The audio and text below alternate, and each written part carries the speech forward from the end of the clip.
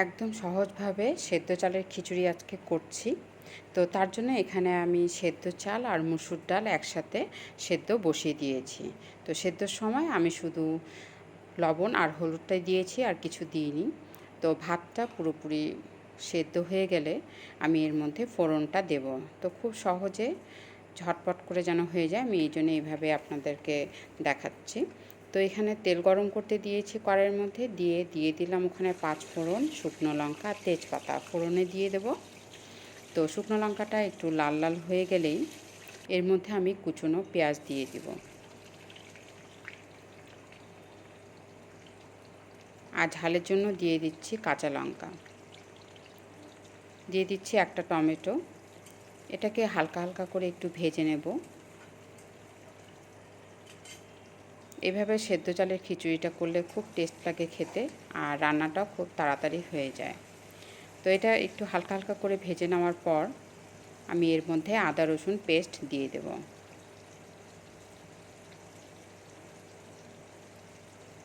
দিয়ে দিচ্ছি জিরে গুঁড়ো আর ধনে গুঁড়ো, আর কালারের জন্য একটু লাল লঙ্কার গুঁড়োটাও দিয়ে দেব। দিয়ে মশলাটাকে একটু ভালো মতো করে কষিয়ে নেব। আর মিডিয়াম ফ্লেমের মধ্যে অবশ্যই রান্নাটা করতে হবে, না হলে মশলাটা পুড়ে যাওয়ার চান্স থাকবে।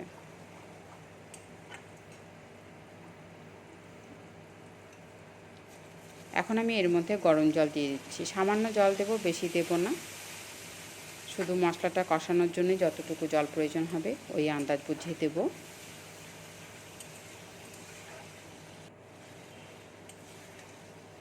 পেঁয়াজ আর টমেটোটা হালকা হালকা করে গলে আসলেই মশলাটা কষানো হয়ে গেল।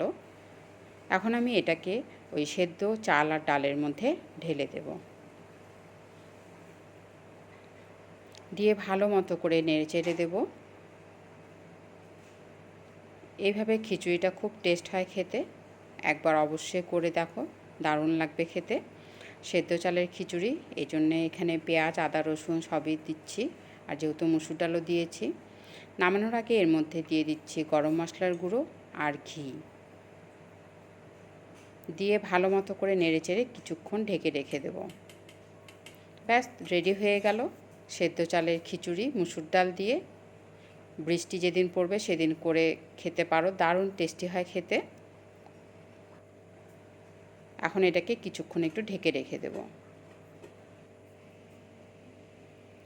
তো চলো তাহলে সবাই মিলে বসে খেয়ে নিই। তো আজকে ভিডিওটা কেমন লাগলো অবশ্যই কমেন্ট বক্সে জানাবে, ভালো লাগলে অবশ্যই একটি লাইক করে দিও। তো আজকের জন্য এইটুকুই, টাটা, সবাই খুব ভালো থাকবে।